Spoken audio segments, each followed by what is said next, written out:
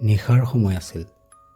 ভাস্কৰ যেতিয়া ঘৰলৈ আহি আছিল, সেই ৰাস্তাটোৰ কাষতে থকা জংঘলখনত সি শুনিছিল হেনো এটা মাত, যি মাতে তাৰ কলিজা কঁপাই তুলিছিল। সেইদিনাখন শনিবাৰ আছিল। তাক হেনো ভাত খোৱাকৈ নিমন্ত্ৰণ দিছিল। ভাত খাই উঠি বাইকখন লৈ সি ৰিটাৰ্ণ হৈছিল। দুয়োফালে এখন জংঘল, পকাই ৰাস্তা, কিন্তু দূৰ দূৰণিলৈ যে কোনোৱেই নাই। গৈ গৈ সি মাজবাটমান পাইছিল। বাইকৰ আগেৰে কিবা এটা পাৰ হৈ যোৱা যেন পাইছিল। বাইকখন ৰখাই ইফালে সিফালে চালে। ইফালে সিফালে চালে যদিও একো দেখা পোৱা নাছিল। বাইকখন পুনৰ ষ্টাৰ্ট দি যাব লৈছিল। সেই ছাইডৰ জংঘলখিনিত কিবাহে যে মাতি উঠিছিল। তাৰ ভয়ত কলিজা কঁপি উঠিছিল। পলম নকৰি সেই ঠাইৰ পৰা সি লগে লগেই ওলাল।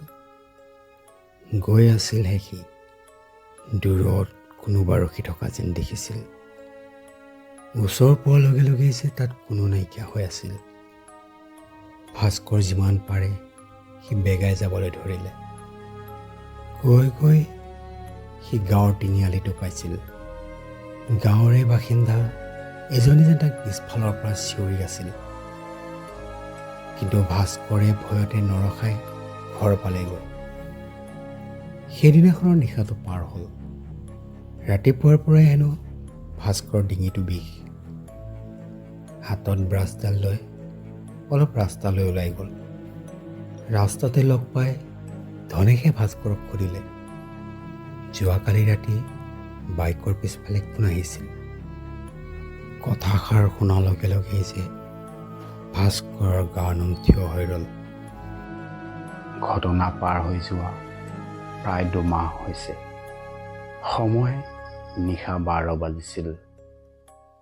বাথৰুমত যে কোনোবাই উচুপি আছে।